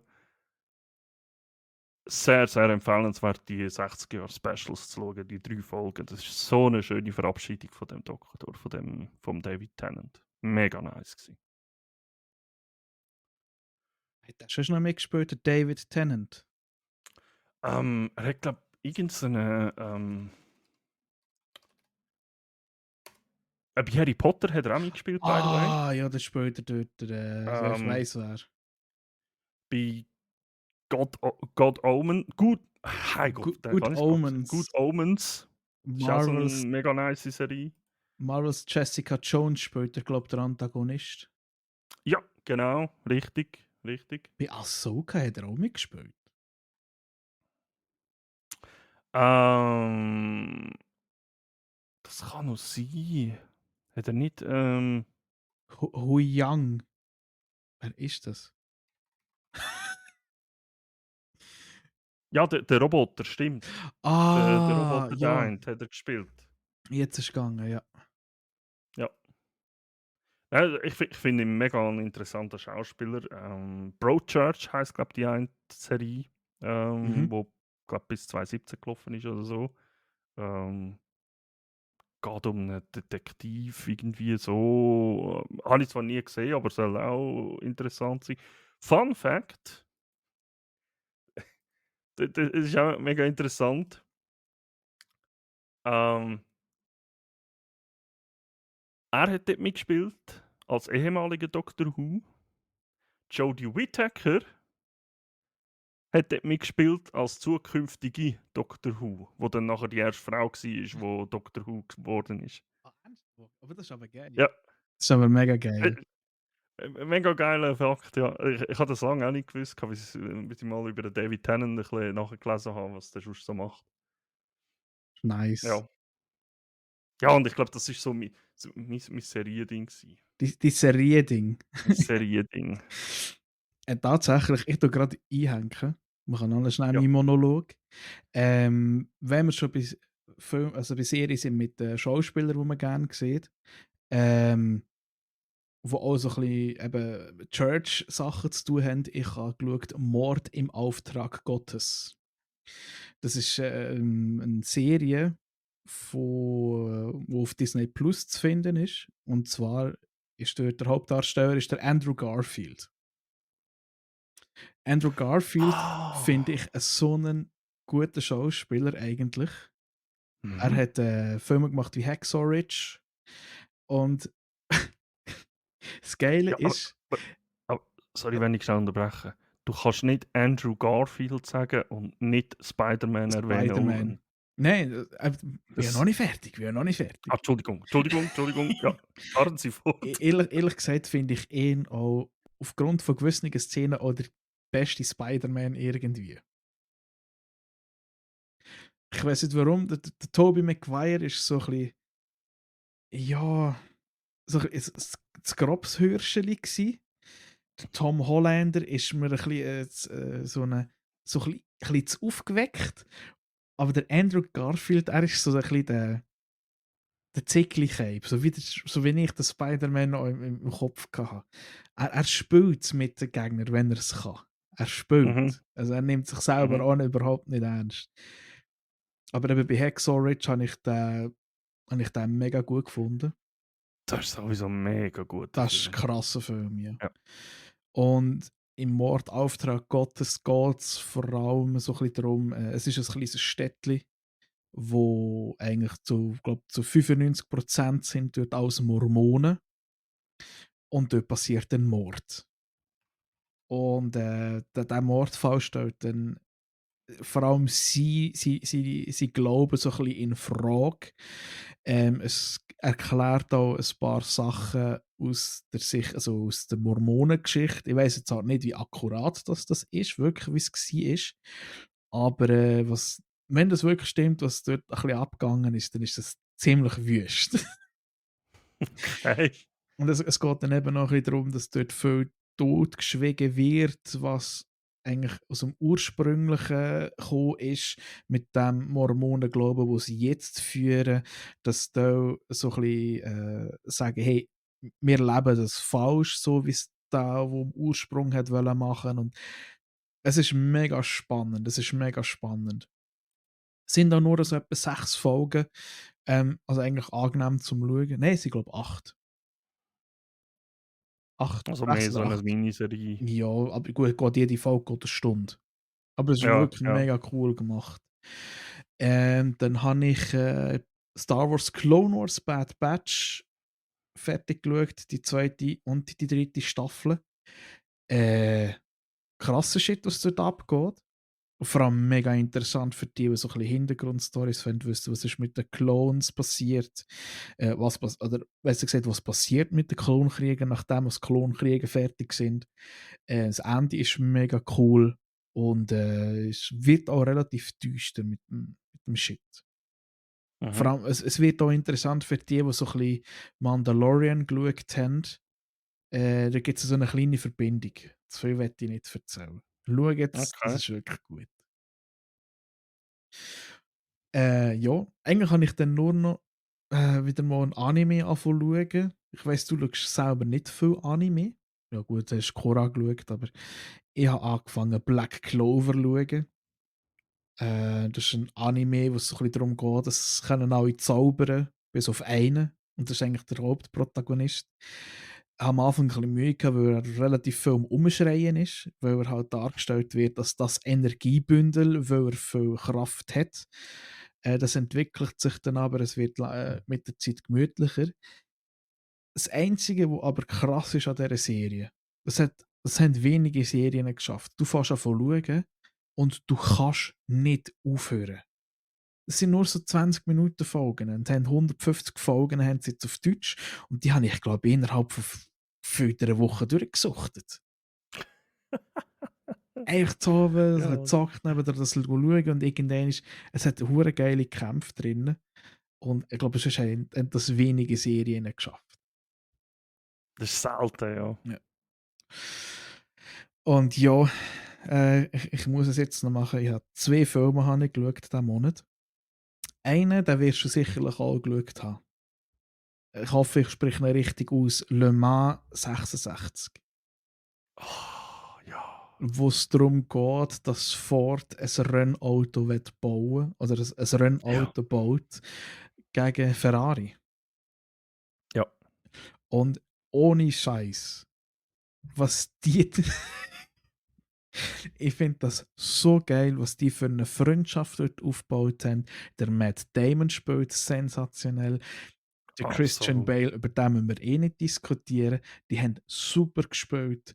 Du merkst richtig, wie die Szene, respektive die Schauspieler gelebt haben. Du fühlst richtig mit denen, so unter dem Motto, hey, die wollen nur eins, die wollen nur das schnellste Auto bauen. Und die wollen einfach das Beste aus dem Auto rausholen, was es gibt. Einfach einfach ihr Ding durchziehen. Das ist tatsächlich da, wo der Film rausgekommen ist das mein Film vom Jahr gewesen. Der ist Ja, so gut gewesen. er ist Ich habe den sensationell. mittlerweile, glaube 3-mal geschaut oder 4-mal geschaut. Der Mhm. ist so gut. Der ist einfach die ganze Geschichte um Shelby, um alles, das ist Ja. so mega gut. Und vor allem, es ist nicht nur steinernst, es ist locker, es ist wie so Mhm. fluffig, es ist so wie so eine Geschichte, die wirklich gern zulässt. Es ist spannend und vor allem, ich will nichts mit Autorennen oder so zu tun haben, wo mich vor allem eigentlich null interessieren. Ich habe mitgefiebert. Das ist cool gewesen, es ist wirklich gut gewesen. Ja, ich bin jetzt richtig überrascht gewesen, ich habe jetzt voll nicht damit gerechnet gehabt. Und dann mit Le Mans 66 finden würde. Ja, Mega geil. ja. Also ich schaue solche Filme meistens mit meinem Bruder. So einmal pro Mhm. Monat schauen wir einmal einen Film. Und ja, da kommen wir gerade zum zweiten. Den haben wir gestern zu Abend geschaut. Die Freundin und ich haben gestern gesagt, ja komm, wir schauen noch einen Film. Einfach mal wieder ein bisschen vom PC weg, so ein bisschen zusammen etwas schauen. Dann hat sie die Idee gebracht, hey, ich will wieder mal einen Horrorfilm schauen. Und mir so, hey, ich habe gehört von denen, also, ich muss vielleicht auch so sagen, wir haben hure viele Horrorfilme zusammen geschaut. Wirklich Ja. viel. Also, mehrheitlich so Psycho-Scheiß, nicht so Wrong Turn, wo sie sich gegenseitig den Ranzen aufschlitzen, das ist nicht so meins. Gut, wobei, wir haben gestern bin ich auf Disney Plus und habe gesagt, das erste Omen. Ich habe viel Gutes von diesem Film gehört. Ich habe den gestern mit ihr geschaut. Also ich muss sagen, die Schauspieler sind sensationell. Also vor allem die Hauptdarstellerin, die ist super. Er ist jetzt nicht so ein Jumpscare-Movie, sondern wirklich einfach grusig und so ein bisschen, und es ist so Unbehagen. Und es hat Szenen gegeben, wo wir einfach haben müssen sagen, Alter, dass die das einfach dort reinpacken. Ich habe so fest müssen lachen. Ich habe so fest Okay. müssen lachen. Und es hat wirklich auch so 2, 3 Szenen, also vor allem auch das andere, Bilder, die sie dort gemacht haben, von den Killen oder was auch immer dort war, sensationelle Kulissenauswahl. Wirklich Mhm. wunderbar. Aber dort eine Szene. Oh, ich glaube, das ist eine Szene, wo viele Frauen werden sagen, ich werde nicht schwanger werden. Oh Mehr Gott. sage ich nicht dazu. Ich habe mir echt gedacht, Alter, so ein Film auf Disney Plus, what the fuck. Schau, ist zwar ab Kopf. 16 oder 18, aber Ja, ich, völlig egal. Kopfkino, oh nein. ja, also ja, es ist relativ speziell und so und ja. Vor allem, Oh, es ist eigentlich ein Prequel vom ersten Film, der im Jahr 1976 rausgekommen ist. Haben sie ja, jetzt ein Prequel gemacht und sie tun so wirklich mega cool dort rein verfrachten. Der Schluss ist ein bisschen speziell, aber sind wir ehrlich, wer Horrorfilme schaut, weiss, dass Horrorfilme meistens die Enden immer sehr speziell sind, weil sie nie wissen, wie machen wir das jetzt fertig. genau. Ja. Positiven ist, es war ein Prequel gewesen, sie hätten sich nicht gross müssen eine Überlegung machen. Ja, Okay. genau. Aber eben, Oh nein. dort hast du drinnen alles Leute, die sich anzünden, irgendwelche Dämonen, die aus Körperöffnungen kommen. Oh Gott. Ist mega interessant. Ich habe gerade die Woche mit dem Diko über so Horrorfilme sind wir irgendwie im Discord geguckt, haben ein bisschen Sachen geschnurrt, sind wir auf das Thema gekommen. Ja. Mir sagt das einfach nichts. Ich kann so stupide Horrorfilme, aber so Jumpscare-Filme, die einfach nur darauf auszielen, Mhm. dass du dich alle 10 Minuten wieder irgendwie einen halben Herzinfarkt bekommst und erschreckst. Mit dem kann ich nichts anfangen. Das ist einfach nur, in meinen Augen einfach Müll, sorry. Weil da funktioniert mein Hirn so weit, dass ich immer genau weiss: Jetzt kommt da wieder etwas, Ja, jetzt kommt da wieder etwas, genau, jetzt aber kommt da wieder etwas.» genau. Äh, ich muss sagen, wenn der Horrorfilme, also meine Top-Auswahl von Horrorfilmen sind die ersten 2 Conjuring-Filme, Insidious-Filme, die sind auch gut, sind halt alle vom Young heisst er, glaube ich. Die sind alle vom Gleichen. Der hat so ein bisschen draussen so den Mix zwischen, es ist Mhm, so ein bisschen, es ist eben so ein bisschen das Unbehagliche und der Jumpscares. Also, es gibt ja, auch wirklich Szenen, wo du wirklich darauf wartest, dass jetzt etwas kommt, aber es passiert einfach nichts. Oder es ist so simpel irgendwie, ne, im Hintergrund geht das Buch runter. Aber ja, nicht genau zu dem Zeitpunkt, wo du es erwartest. ich habe lieber so Filme wie zum Beispiel, wo mit deinem Kopf arbeitet, wie Mhm. Cube-Reihe zum Beispiel. Da habe ich gerade letztes Mal gedacht, muss ich jetzt wieder mal schauen, Cube Eyes, Cube, Hypercube Mann. und all das Zeug, ey. Das Cube. fickt mit deinem Kopf, ey. Da fährst du auf überlegen irgendwann. Also vor allem am ersten Mal, als ich den geschaut habe. Holy. Nein. Aber Äh, ich habe gestern einen Horrorfilm geschaut. Also sind auch Gespenster und so vorgekommen. Casper. Nein, das nicht. Jesus, den habe ich auch schon lange nicht mehr geschaut. Hey. Casper, Casper, Mann. früher als kleiner Bübel, immer wieder. Ja, mit dem, wie hat der geheißen? Ich glaub, ist es Bill Pearlman gsi? Nein, ist nicht der. Ich weiß es gar nicht Also mehr. ich weiss, sie ist Christina Ricci gsi. Keine Ahnung mehr. Müsste ich ganz genau nachschauen. Oh yes, Gott Casper. Scheiße, mit Hey, diesen drei Uhren Kackgeschwängster, Mann. ich hatte. Ja, stimmt. Voll. Schnuppermal! Hey, ich habe Ding geschaut. Ich habe gestern Ghostbusters geschaut, der neue Frozen Empire. Oh, bin ich gespannt. Weil da habe ich ja letztes Mal meinen Senf dazugegeben. Ich bin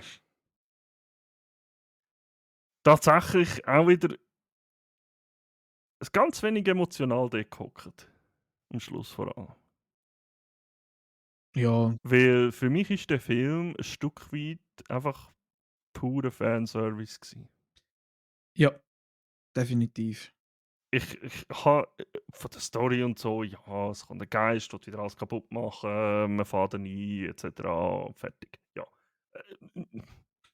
Was willst du mir erzählen? Aber ich Spoiler. habe so. Blackjack, es ist Ja. kein Geist, es ist ein fucking Lich King. Ja, es ist ein Lich King, halber Gott, Dämon, Ja. irgendwie so, ja. Entschuldigung. Aber ich habe es so gut gefunden einfach. Sie haben mit der alten Feuerwache wieder, sie sind wieder Ja. fucking in ihrem alten Hauptquartier gewesen. Sie haben den fucking Ecto One wieder richtig Zweck gemacht. Es ist, wie gesagt, es kommen so viel von den alten Schauspielern vor. Es ist einfach purer Fanservice gewesen. Ich habe es geliebt. Und am Ende haben sie es jetzt, ja, vielleicht, Entschuldigung, falls es gespoilert ist, haben sie es wieder geschafft. Sie laufen wieder aus der Feuerwache raus, sie werden wieder gefeiert. Ich habe es so geil. Ey, auch wenn er so kurze Bildschirmzeit und so wenig zu sagen hat, aber der fucking The God Bill Murray, Ja. er kommt einfach mit seinen Standardsprüchen vor, auch wenn er wirklich wenig zu sagen hat. Fällt mir erst gerade jetzt ein, er hat wirklich nur ein paar Sätze gesagt eigentlich im ganzen Er Film. ist nicht viel vorgekommen, nein. Ja, Der andere ist mir vorgekommen, der Dan Aykroyd. Aykroyd. Ja. Ja, ja, voll. Es ist so gut gewesen. Es ist so gut gewesen. Vor allem, was ich erst irgendwie in der Mitte vom Film gecheckt habe, es gibt ja dort einen, der eigentlich das ganze Zeugs abstellen will. Mhm, Das ist auch der gleiche Schauspieler gewesen. Das habe ich erst im mhm. Nachhinein gemerkt, dass das der gleiche ist. Ja, vor allem am Ende vom Film, dann zündet ja der Ja, Murray auch nochmal an. Ey, was machst du da? Scheiße. dank dir haben wir das jetzt noch einmal Ja, durchziehen genau. und so. Ah ja, das war voll meine Idee gewesen. Einfach der, Genau. einfach der Endgeist habe ich gefeiert. Slimer. Nein, der andere. Der Rot. Ja, der Der war super Possessor. gewesen. Der Der ist super, Possessor. ja. Der ist Oh, wirklich gut. wo einfach alles kann besessen oder. Er ist super. Er ist wirklich super. Ja, was habe ich an Film noch geschaut? Ich habe noch Renfield geschaut, stimmt. Das ist Renfield. der Vampirfilm mit dem Nicolas Cage und Ah, jetzt kommt mir dieser seinem Namen gerade nicht. Der bei Furiosa da der Ding gespielt hat. Nicht Zombie da, du meinst beim Mad Max, wo Furiosa haben einfach ja, nichts Mad sagen. Ich Max. werde nichts hören Ich über habe ihn den. nicht gesehen. Ich habe ihn nicht gesehen. Ich habe ihn auch noch nicht gesehen. Der Nicholas Holt heisst er. Ja, genau, genau. Es sind beide Nicolas. Fällt mir jetzt gerade auf. Holy crap. Nicolas Cage und Nicolas Hoult. Ja, also der ist. Es ist Ja, ein witziger Film. Also, mir hat es so semi gefallen. Ist Cage, Ist mal oder? der Nicolas Cage mal in einer anderen Rolle, wo man eigentlich so nicht so wirklich kennt, irgendwie, habe ich das Gefühl. Aber scheinbar hat er hure Freude an seiner Rolle. Ja, ja. Aber, und die Geschichte an sich ist ja eigentlich voraussehbar tatsächlich. Aber Ja, das ist gut. jetzt bei dem Film nicht so mega wichtig gewesen, habe ich das Gefühl. Ja. Und dann bin ich noch mal kurz, das habe ich jetzt gerade gesehen, bin ich noch mal kurz ein bisschen retro abgestiegen. Ich habe plötzlich mal so das dringende Bedürfnis gehabt, Fast and the Furious 1 und 2 wieder mal zu schauen. Ja, ich weiß auch nicht, Das, es hat mich plötzlich einfach überkommen und dann hat es müssen sein. das ist dafür etwas, wo ich nichts damit anfangen kann. Ich finde das so langweilig. Kann ich voll verstehen. Also verstehen im Sinn von, aber du hast ja vorhin gesagt, du interessierst dich nicht so wirklich für Autos und so. Und Ja, bei mir sind die Filme halt genau zu der Zeit gekommen, wo ich mich umso mehr, es ist so richtig 18 Jahre alt zugegangen und ich bin halt schon als kleiner Bub Auto fasziniert gewesen, und dann ist das halt genau die richtige Zeit gewesen, wo das gekommen ist. dann passt es ja. Dann passt Ja. es ja. Nee, ich glaube, es gibt grundsätzlich Filme, die mega gut darauf passen, was es du gerade eben nebendran gemacht hast. Also ich habe die Mhm. Filme angeschaut, wo ich denke, oh, Need for Speed ist sicher so wie das Game und nachher dann, so die ersten 10 Minuten habe ich gedacht, du, da passiert ja gar nicht wirklich viel mit Autos und so. Ja. Ja. Ich habe noch eine zusätzliche Kategorie gemacht diesen Monat. Ich bin wieder mal im Kino gewesen. Das hast du geschaut? Uga Uga. Was? Was für ein wundervoller Tag! Komm jetzt, du hast die Werbung auf Twitch sicher etwa 200.000 Mal gesehen. Nicht! Okay, ich habe Wahrscheinlich Planet Raffen, New Kingdom geschaut. Ah! Ich muss im Fall mich outen. Ich habe den ersten Teil habe ich gesehen, aber von dem ist Mhm. mir praktisch nichts geblieben im Fall. Also, jetzt musst du spezifizieren, welcher erste Teil von der ganz neuen? Ja, dort, wo Okay. sie den Aff haben und er sich dann eher zu sich holt und dann fängt es an von durchgehen. Also eigentlich dort, wo die Geschichte erzählt, wie der Virus entsteht von der Mhm. Menschheit und die Menschheit Mhm. befällt und wie eigentlich die Affen intelligent werden. Ja, ja, ja. Mit dem bösen Malfoy, der Affen elektrifizieren. Bzz, bzz. Bzz, bzz. Ja.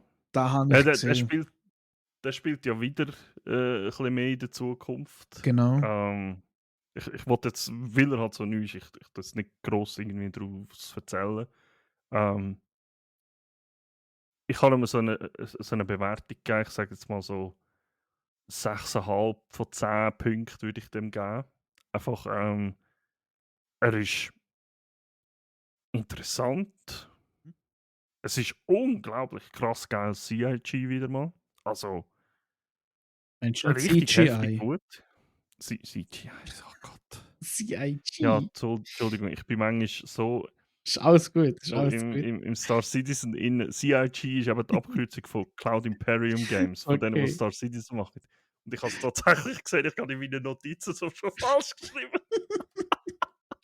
Ja. Also, er ist definitiv sehenswert. Es ist wirklich ein interessanter, schöner Film. Ich habe mich ein bisschen gefragt, was er allgemein zu der Geschichte beiträgt. Also, wie geht es weiter nachher? Mhm.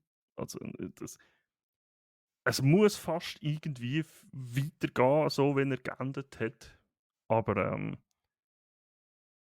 ich weiß auch nicht, das ist irgendwie so. Ein Großteil vom Film hat eigentlich gar nicht theoretisch müssen passieren.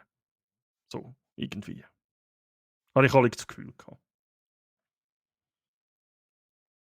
Aber wer die neuen Filme interessant gefunden hat, schaue ich den, ist meiner Meinung nach sehenswert, tatsächlich. Ja. Ja, ich glaube, ich tue mir für den Winter tue ich mir irgendwie so eine Liste parat machen von so Filmen, wo mehrere Teile haben, damit ich die mal durchschauen muss. Ich muss da den halben Marvel-Scheiß noch nachschauen, ey. Was? Ey, ich bin dort so hinten drin, es hat mich so nicht mehr Dann, interessiert mit der Zeit. dann hast du einfach so Hausaufgaben. Hast du auch eine Hausaufgabenliste? Ich habe eine Hausaufgabenliste mir gemacht. Tatsächlich, ich habe mir im Fall wirklich eine gemacht. Ja, Für den Podcast. Ich habe zum ja Beispiel auch genau. drauf Mord im Orient Express, Mord am Nil und der neue, den sie haben. Die werde ich mal schauen. Serien habe ich Shogun. Mord im Auftrag Gottes kann ich abhökeln. Was habe ich da noch? Carlsons Farms habe ich jetzt noch. Und dann muss ich mir noch eine Liste machen für Spiele im Fall.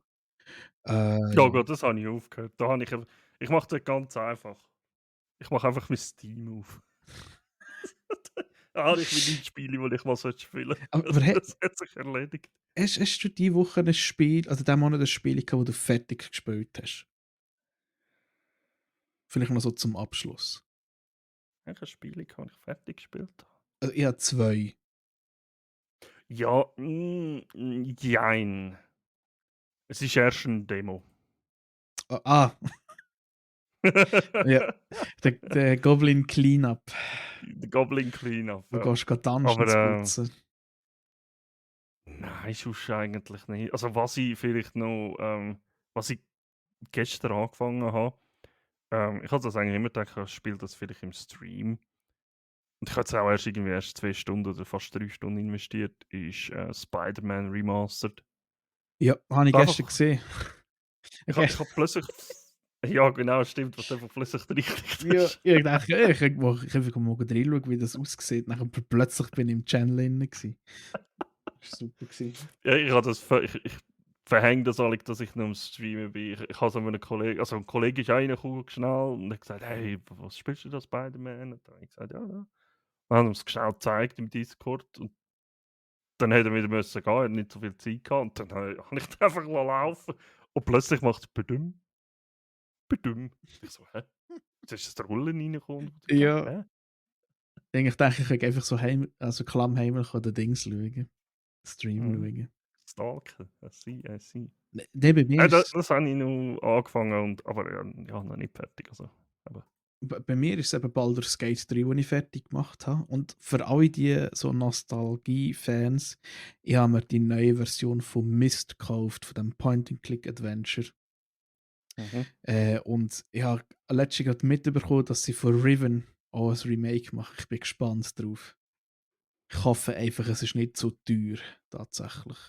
Also für knapp 6 Stunden Spielspaß, 40 Stutz, ist ein bisschen, ja, Ja, das ist ein bisschen ist viel. ein bisschen bitter.